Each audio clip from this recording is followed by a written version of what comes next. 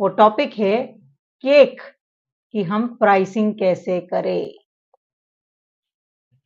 आप लोगों को मार्केट रेट्स तो पता है, आपको पता है कि मार्केट में ये आधा किलो इतने में जा रहा है, 1 किलो इतने में जा रहा है, बट आप खुद सोचते हो कि क्या मैं जो प्राइसिंग दे रही हूँ, दे रहा हूँ, वो सही है? और सही नहीं है तो कहाँ गलत जा रहे हो? तो देखो, अगर आप ऐसे एक साथ केक्स बनाते हो और बल्क प्रोडक्शन इतना नहीं भी है, पर आप रोज के 6-7 केक्स बनाते हो या आप उससे ज्यादा बनाते हो, तो ये माइन्यूट माइन्यूट निकालना थोड़ा सा मुश्किल हो जाता है। और मैं यहाँ पे बात कर रही हूँ जो होम बेकिंग करते हैं, ठीक है? जो बल्क प्रोडक्शन में, जो कंपनीज में वगैरह होता है बड़ी बड़ी मशीनरीज के साथ, हम उसकी बात नहीं कर रहे हैं एज ऑफ नाउ। हम बात कर रहे हैं कि एक होम बेकर किस तरह अपने प्राइसिंग को बराबर से कैलकुलेट कर सकता है, ठीक है? अगर आप देखा जाए कि केक की प्राइस का क्या फॉर्मूला है, तो वो फॉर्मूला ये है। आप देखो, उसको मैं बाद में समझाती हूँ, ठीक है? तो उसमें सबसे पहले आएगा आपका आर्ली, जो आपका रेट है, इनटू टाइम, ठीक है? प्लस कॉस्ट, मैं सब बताऊंगी आपको, प्लस ओवरहेड्स।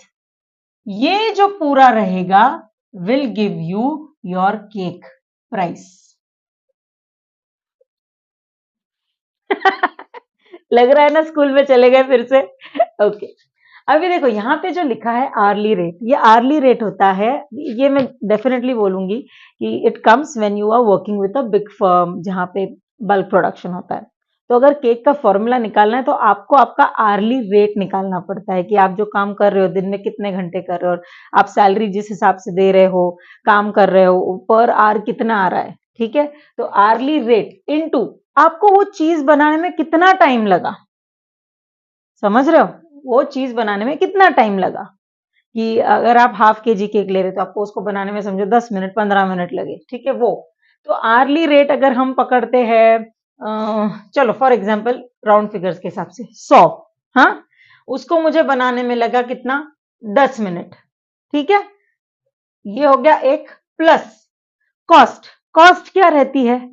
मतलब आपने जो मटेरियल लाया, उसके लिए जो बेकिंग मटेरियल लगा, हमें आटा हो गया, प्री मिक्स अगर वो है तो वो, या बटर, जो भी चीजें, ठीक है? तो मैं यहाँ पे बहुत रैंडम ले रही हूँ, हाँ, कुछ सही नहीं है इतना, ठीक है? तो उसके लिए समझो मुझे लगा 100 रुपया, हाँ, प्लस ओवरहेड कॉस्ट। हाँ, अभी ये जो कॉस्ट है ना, ये कॉस्टिंग में आपका क्या क्या आ जाएगा पता है क्या? हाँ, जो कॉस्टिंग है ना, उसमें आपका आ जाएगा मटेरियल, उसके साथ अगर कोई एबनॉर्मल लॉस हो रहा है तो अपने वो भी पकड़ना है कि भाई ये आधा फेंकने में जाने वाला है वगैरह वगैरह, ठीक है? फिर उसके बाद आपको आपने फ्रेश फ्रूट्स लाए होंगे, वो भी आपको लिखने कि आपने कितना यूज किया। अगर आपने 4 फ्रूट्स लाए लेकिन इसमें एक ही गिरा, फिर उसके बाद 4 फ्रूट्स का आपने 200 रुपए दिया, तो एक फ्रूट अगर इसमें गया है तो कितना, 50 रुपया, तो आपको वो भी कैलकुलेट करना पड़ेगा इसमें, ठीक है? प्लस ओवरहेड, ओवरहेड कॉस्ट मतलब क्या होता है कि आपकी इधर इलेक्ट्रिसिटी कितनी यूज हो रही है, आपके इधर आपने क्या क्या इक्विपमेंट्स लिए, आपका रेंट है, वो सब माइन्यूट माइन्यूट आपको ध्यान देना पड़ेगा, ठीक है? तो मैं यहाँ पे फिर से उसका पकड़ रही हूँ 50। तो जब हम 100 को इससे मल्टीप्लाई करेंगे तो ये आ जाएगा आपका 1000, ठीक है? यहाँ पे मैंने शायद ज्यादा ले लिया, हम लेते हैं 10, ठीक है? तो यहाँ पे आ गया 100 प्लस कॉस्ट आ गई 100 प्लस कॉस्ट आ गया आपका ओवरहेड कॉस्ट इतना, तो आपका केक कितने में जाता है, 250। समझ रहे? अब ये आपकी कॉस्ट हुई, कॉस्ट। आप इस पे सेल नहीं कर सकते, वरना क्या होगा, आपने लाया 100 में, आप बेच 100 में रहे, ऐसे तो करोगे नहीं ना, बराबर है? ठीक है? तो ये जो 25 है, इसके ऊपर आपको प्लस आपका मार्कअप परसेंटेज देना पड़ता है, ठीक है? तो मार्कअप परसेंटेज समझो आप 30% लो, 20% लो, 25% लो, है ना? तो इसका जो भी उतना परसेंटेज आएगा वो इसमें ऐड होगा और फिर वो आपकी केक की सेलिंग कॉस्ट बनेगा। ये हमने जो किया, ये केक की प्राइस का किया, जो हमें जो खर्चा हो रहा है उसका। लेकिन हम सिर्फ कट टू कट तो नहीं ना, हम कमाने के लिए भी तो करते हैं ना काम। तो इसके ऊपर हमेशा हम एक मार्कअप देते हैं और बिना मार्कअप के कोई भी चीज बेची नहीं जाती है। एक चलो मैं एग्जांपल देती हूँ, कपड़े वाला है, शर्ट लेके आया है, बराबर। तो वो जो शर्ट है वो समझो उसने खरीदी थी 100 रुपए में, ठीक है। अब वो 100 रुपए की चीज 100 रुपए में बेचेगा क्या? नहीं ना। वो क्या करेगा, इसके ऊपर और 30 रुपए चढ़ा देगा, 50 रुपए चढ़ा देगा, तो कितने में हो गई वो शर्ट? 150 रुपए की। समझा? तो उसने कमाया कितना उसमें? 50 रुपए एक्स्ट्रा। हाँ, अभी उसमें उसने कुछ डिस्काउंट दे दिया, कुछ दे दिया, तो भी 100 रुपए के ऊपर जितना भी है वो उसका प्रॉफिट है। समझ गया? तो ये जो मार्कअप होता है ना, ये आपका प्रॉफिट वॉल्यूम होता है। अब ये जो मैंने आपको बताया कैलकुलेशन, हम एक केक की बात कर रहे हैं, बराबर। यही अगर आप बल्क में करोगे तो आपका प्रॉफिट मार्जिन भी ज्यादा रहता है। मतलब अगर हम यहाँ पे एक केक की बात कर रहे हैं, बट आपने ये कैलकुलेशन एक केक का पकड़ने का नहीं है। आप अगर दिन में 4 या 5 केक बना रहे हो तो उस हिसाब से होगा, क्योंकि उसमें क्या होगा, आपका रेंट उतना ही लगने वाला है उस दिन का, आपके इक्विपमेंट्स वही लगने वाले। तो जितना ज्यादा आप काम बढ़ाओगे, आपका ओवरहेड कॉस्ट थोड़ा कम कम होता जाता है। इलेक्ट्रिसिटी भी उतनी ही लग रही है, बराबर। समझ रहे हो? ऐसे होता है। ठीक है। अभी आप बोलोगे ये तो हो गया कैलकुलेशन, है ना, लेकिन और भी चीजें इसमें आती है। ये क्या हुआ, ये कट टू कट कैलकुलेशन हुआ है आपके केक का, जो मटेरियल, टाइम, रेंट, ब्ला ब्ला ब्ला, जिसमें हमारे पास फिगर्स है। अब केक में कभी कभी ऐसा होता है जिसमें हमारे पास फिगर्स ही नहीं होते हैं। फॉर एग्जाम्पल डिजाइन, कि क्या डिजाइन हम करने वाले हैं उस पे, आप उसके ऊपर कितना टाइम देने वाले हो, ठीक है। अगेन अगर वो फॉन्डेंट है तो फॉन्डेंट में आप कितना एफर्ट डाल रहे हो, आप क्या क्या बना रहे हो, ये सारी चीजें मेजर नहीं कर सकते हैं। ये इसमें आपकी क्रिएटिविटी आती है, ये कॉस्टिंग आपको ठहराना पड़ता है। अगर आप सोचोगे मेरे इसमें एक गुड्डा है, छोटा सा फॉन्डेंट का बना रही हूँ, ठीक है, 50-100 रुपए ऊपर, नहीं। आप सिर्फ फॉन्डेंट का कॉस्ट ले रहे हो ना उसमें। आप देखो कि हाँ मेरा इतना इतना फॉन्डेंट यूज हुआ है, तो मैं उतना, समझो आप 250 रुपए का आपने फॉन्डेंट लाया, उसमें से आपने हाफ यूज किया, तो आप क्या 125 चार्ज करोगे? नहीं, वो तो आपकी फॉन्डेंट का कॉस्ट हुआ, राइट। वॉट अबाउट योर मेहनत, what about the time given to that. तो आपने एक फिक्स कर लेना है कि अगर मुझे ऑर्डर आती है और उसमें अगर एक फिगर इन है, तो मैं उस एक फिगर इन का 300 एक्स्ट्रा लूंगी ही लूंगी। समझा? क्योंकि एंड आई थिंक कि art can not be measured, ये तो हमें कैलकुलेटिव होना पड़ता है, इसीलिए हम लोग उसके ऊपर एक बनाते, ठीक है, ये इतना ये इतना। आप एनिमल फिगर, जो छोटू सा डॉग रहेगा, उसका 200 चार्ज करो। Getting my point? तो ये मैं जस्ट ऐसे ही आउट ऑफ द वे बोल रही हूँ figures, that is up to you कि आपको मटेरियल कितने में मिला है, प्लस आपने उस पर टाइम कितना स्पेंड किया है, आपकी क्रिएटिविटी कितनी है, ये बहुत चीजें मायने रखती है। ठीक है। अगेन और एक बात है, जी, अपने अपन ने मार्केट की, सॉरी, मार्कअप की कर ली बात। हमने ये भी बात कर ली कि अगर डिजाइन है तो डिजाइन का हम लोग कैसे सेग्रीगेट करेंगे। और एक बात आती है मार्केट प्राइस। आप बोलोगे मार्केट में तो वो केक 300 रुपए में बेच रहा है, लेकिन आप ये देखो मार्केट में वो बल्क प्रोडक्शन हो रहा है, एक जगह पे इतने सारे केक्स बनते हैं एंड देन वो एक एक जगह दिए जाते हैं। तो उनके लिए बल्क प्रोडक्शन में कॉस्टिंग बहुत कम हो जाती है, ओवरहेड कॉस्ट बहुत कम हो जाता है, उनका बाइंग कैपेसिटी ज्यादा रहती है, तो इस करके उनकी कॉस्टिंग भी कम रहती है। अभी आप मुझे सोचो, अगर हमें वो 300 में दे रहे हैं तो उनको वो केक कितने में मिला होगा, क्योंकि ऑब्वियसली वो भी तो मार्कअप पे ही सेल करेंगे ना। तो ये बात आपको ध्यान में रखनी है कि आपको अगर कॉम्पिटिटिव रहना है तो आप आपके जॉनरे के लोगों के साथ कॉम्पिटिटिव रहो, ना कि मार्केट, क्योंकि उनका बल्क प्रोडक्शन है, उनको सेट आ जाता है पूरा। समझ रहे हो? और हाँ, अगर किसी का वहीं बनता भी है तो भी याद रखो, वो एक केक नहीं बना रहे हैं दिन में, या वो 4 केक नहीं बना रहे। आप उनका डिस्प्ले देखो, डिस्प्ले हमेशा फुल रहेगा, केक गया नहीं कि दूसरा बन जाता है। तो उनका जो बेकिंग है वो बल्क में होता है, उनका बाइंग कैपेसिटी बल्क में होती है। सो नेवर एवर कैलकुलेट और keep your prices according to the market, ये हमेशा याद रखो। आप अपना कॉस्ट देखो, आप अपना टाइम देखो। और खास करके होम बेकर्स का कैसे होता है कि आप घर का भी करते हो और ये भी करते हो, बराबर, तो आपका टाइम आप मेजर करना बहुत मुश्किल हो जाता है, बराबर ना। तो आपको थोड़ा दिमाग लगा के ये सोचना ही पड़ेगा। ओके। अभी और एक बात इसमें आती है, आप कपकेक का प्राइसिंग लगाओगे, आप पेस्ट्री का प्राइसिंग लगाओगे, केक का प्राइसिंग लगाओगे, ठीक है। अब देखो, हम मैंने एक हाफ केजी का केक समझो 500 रुपए का पकड़ा हुआ है, XYZ flavour, nothing to do with the flavour now. एक केक है वो 500 रुपीज का है, आप देते हो उसको। हम्म चलो मैं पाइनएप्पल या बटर स्कॉच की बात करती हूँ, डबल फिलिंग 3 लेयर वाला, हाफ केजी। अब जब मैं उसकी पेस्ट्री करूंगी तो मैं 6 पीसेस करती हूँ उसके, बीच से करके, यहां से 3, यहां से 3। अब जब मैं 500 का केक दे रही हूँ, उसको मैं अगर 6 से डिवाइड करती हूँ तो कितना आता है?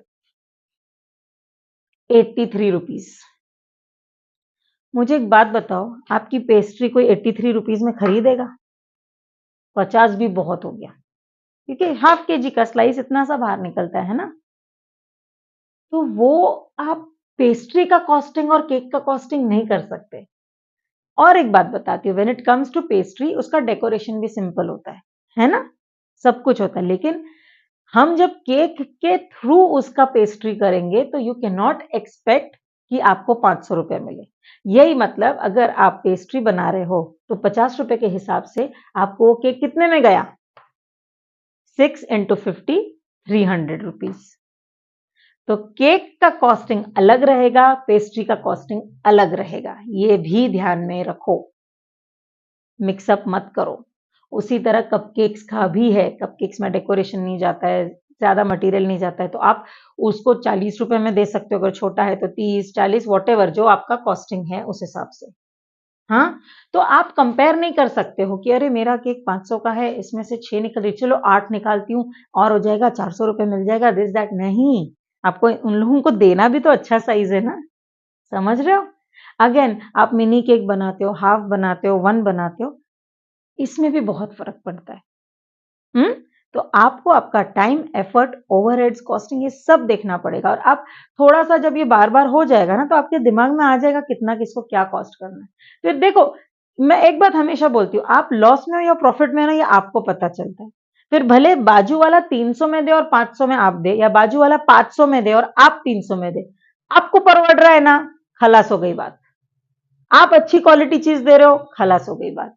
पॉसिबल है, बल्क बाय करो, बल्क में बाय करो। आटा अगर आप प्रीमिक्स यूज करते हो, एक साथ 5 किलो लेके रखो, खराब नहीं होता है, ठीक है। क्रश है, अगर क्रश यूज करते हो तो 5 लीटर का बॉटल लो, जो समझो अगर 180 200 का अगर 1 लीटर का मिलता है, 5 लीटर का उससे आधे में मिलेगा ना, समझ रहे हो? तो कॉस्टिंग आपको देखनी है कि कहाँ, अगर क्वालिटी में कॉम्प्रोमाइज कभी नहीं करने का, ये हमेशा याद रखो। No compromise in quality just to lower your prices, no, always remember that. हाँ, हम इस तरह बनाए कि हमारे घर वाले भी वो खाए, हमारे बच्चे खाए, ये दिमाग में रखना है, ठीक है। और एक बात बताती हूं मैं, कि आप जब एक टीयर केक बनाते हो, और जब आप एक फ्लैट केक बनाते हो, ठीक है, टीयर केक में आप 2 टीयर आ जाएगा, 3 टीयर, 4 टीयर, वॉट एवर, और एक फ्लैट केक, शीट केक बनाते हो, टाइम किसमें ज्यादा लगने वाला है? शीट केक में लगेगा क्या? नहीं, टीयर केक्स में लगता है, ठीक है। मेहनत किसमें ज्यादा लगेगी? टीयर केक्स में लगेगी। अभी मैं दोनों 3-3 किलो की बात कर रही हूँ, ठीक है। हम बात करते हैं अभी 2 टीयर 3 केजी केक की, और 3 केजी का एक शीट केक। तो मुझे बताओ, बेकिंग टाइम किसका ज्यादा रहेगा? टीयर वालों का, not time but material wise, क्योंकि उसमें हमको 2 टीयर अलग अलग बनाने हैं, तो उसका अलग प्रिपरेशन रहेगा। शीट केक में क्या है, फटाक से एक स्क्वायर में डाल दिया, बेक हो जाएगा, है ना। उसके बाद मेहनत किस में ज्यादा लगेगी? टीयर केक्स में लगेगी। टाइम किस में ज्यादा लगेगा? टीयर केक्स में लगेगा। Material, material in the sense, उसमें डॉबलिंग जाएगा, पुट्ठे जाएंगे, उसके ऊपर का डेकोरेशन अलग होएगा, है ना, उसका बेकिंग के बर्तन अलग रहेंगे। शीट केक में क्या है, नॉर्मल आपको स्लाइसिंग करनी है, फिलिंग करनी है, डेकोरेशन हो गया। तो इस टाइम पे भी आपका कैलकुलेशन, अगर 3 किलो का नॉर्मल केक है तो समझो 3000 तक जा रहा है, अपन अगर 1000 रुपीज केजी के हिसाब से पकड़ेंगे तो, ठीक है, तो वो जा रहा है आपका 3000 में। पर वही टीयर्ड केक, सेम फ्लेवर का, लेकिन एक डेकोरेशन है, तो वो आपका 4000 तक भी जा सकता है, समझ गया। तो ये बहुत चीजें हैं जो आपको कैलकुलेट करनी है, टाइम, एफर्ट, ये हम लोग मेजर नहीं कर सकते, है ना। कि हमने कितना टाइम दिया, क्या कोई थोड़ी घड़ी लगा, हाँ मैं 15 मिनट में ना अभी ये कर रही हूँ, फिर मैं दूसरा 15 मिनट में, नहीं। और एक साथ एक केक एक साथ ही नहीं बनता है। हम लोग बीच में ये करते, फिर उसको रेस्टिंग को देते, फिर हम दूसरा करते, वी कैन नॉट कैलकुलेट ना। तो एक बात हमेशा याद रखो कि आपको स्टार्ट से ही एक दिमाग में बिठा लेना है कि मेरी इतनी इतनी इतनी कॉस्टिंग है और मैं इतने इतने मार्कअप पे बेचने वाली हूँ। ठीक है, इसमें आप मार्केट का भी रेट देखो क्या है, आपके आसपास में जो रेट चल रहा है वो देखो, और ये सब जब आप देखोगे ना तो आपको पता चलेगा वैल्यू स्टैंड। लेकिन just for the sake of selling it, don't lower your quality और योर प्राइस। लेने वाला अगर आपका माल अच्छा है तो वो लेगा ही लेगा, ये याद रखो। लेट्स सी, अगर मैं कुछ भूल रही हूं क्या? ओके, हाँ, एक चीज इसमें बता सकते हैं, और दो चीजें मैं बताती हूँ। अगर आपके पास पहले ही बहुत सारे ऑर्डर्स है, और अचानक से आपका कोई बहुत अच्छा क्लाइंट है, या उनको आपसे ही केक करवाना है, तो वो आपको बोलते हैं प्लीज प्लीज प्लीज मुझे ना दोपहर तक केक दे दो। आप क्या बोलते हो? ओके। तो ऐसे टाइम पे आप दे देते हो, लेकिन ऐसे टाइम पे क्या होता है, आप अपने काम के बीच में वो काम मैनेज करके दे रहे हो। तो आप चाहो तो थोड़ा डिजाइन को, टाइम को, कॉस्ट को ट्विस्ट एंड टर्न कर सकते हैं। आपको चाहिए तो आप थोड़ा ज्यादा चार्ज कर सकते हो, अगर वो अर्जेंसी पे है तो। होता है ना, जैसे तात्काल में हम लोग टिकट निकालते हैं, उसका प्राइसिंग ज्यादा होता है कि नहीं होता है ना? ठीक है, ये एक हो गया। दूसरा, हाँ, मार्केट कंडीशंस के हिसाब से भी आपको रहना है, कि आपको ऐसा लग रहा है कि यार ज्यादा चल नहीं रहा है, ऑर्डर्स आ नहीं पा रहे, तो क्या करें? कोई बात नहीं, थोड़े फ्लेक्सिबल हो जाओ प्राइसिंग में। नहीं ऑर्डर आने से तो अच्छा है कि आप थोड़ा सा कुछ फ्लेक्सिबल करके आपके डिजाइन्स में, आपके क्वांटिटी में आप भले उनको बोल सकते हो कि ये 1 kg नहीं है, 1 kg से थोड़ा कम मिलेगा, लेकिन इस प्राइस में मिलेगा। सामने वाले को देखो क्या होता है ना, कभी कभी केक से मतलब होता है, फिर भले थोड़ा कम ज्यादा भी आया तो यू कैन ट्वीक इट। आप क्लाइंट को लेकिन हमेशा भरोसे में रखने का, कि देखो ये प्राइस में आएगा, लेकिन हम 1 kg से थोड़ा छोटा करते, चलेगा क्या? कितने लोग हैं? 8-10 लोग हैं, हो जाएगा, मैं थोड़ी सी क्वांटिटी कम करती। लेकिन just to give a client, don't give anything. अपने सिद्धांतों पे रहो, क्योंकि वो लॉन्ग रन के लिए रहने वाला है। हाँ, समझ गया? तो प्राइसिंग के लिए there can not be a proper formula unless and until you are making things in a bulk. मैं आज बात हमेशा जब करती हूँ तो होम बेकर, या ये सिर्फ केक के लिए भी नहीं है, फ्रैंकली बता रही हूँ, ये दूसरे भी मटेरियल्स के लिए या दूसरे भी बिजनेस के लिए सेम चीज लागू होती है। हाँ, तो ये याद रखो कि प्राइसिंग हमेशा अपनी, ये कॉस्टिंग तो पक्का पकड़नी है, आपका कितने का मटेरियल आया, आपके ऊपर के ओवरहेड कॉस्ट क्या है, आपने कितना टाइम दिया है, और अगर आप आर्ली रेट सेट कर पाते हो तो नथिंग गुड, आई मीन क्या बात है फिर तो। ठीक है, लेकिन ये तो आपका कॉस्टिंग हो गया, लेकिन एट द एंड एक चीज बोलूंगी, अपना मार्कअप कभी नहीं भूलने का। आप मेहनत कर रहे हो, टाइम दे रहे हो, वो आपके मेहनत का पैसा है। ठीक है, चलो देन, मैं फिर से एक अच्छा सा टॉपिक लेके आऊंगी सिर्फ आपके लिए। तब तक के लिए, अगर आपको ये वीडियो अच्छा लग रहा है तो प्लीज इसे आप शेयर करिए, इसे लाइक करिए, कमेंट करिए, और हो सके उतना व्हाट्सएप के through just share it. Okay, क्योंकि मैं चाहती हूं कि मैं और नॉलेज दे पाऊं, क्योंकि हमने जब शुरू किया था तो वो इतना, हमने गलतियां कर करके सीखे हैं, है ना? आज आपको हम ये गाइडेंस देना चाहते हैं। ओके, और एक बात बोल रही हूँ, ये बहुत ही ग्राउंड लेवल पे मैंने बात की है। इसमें मैं होम बेकर या होम घर से काम करने वालों के हिसाब से ये वीडियो है। Okay, thank you, bye.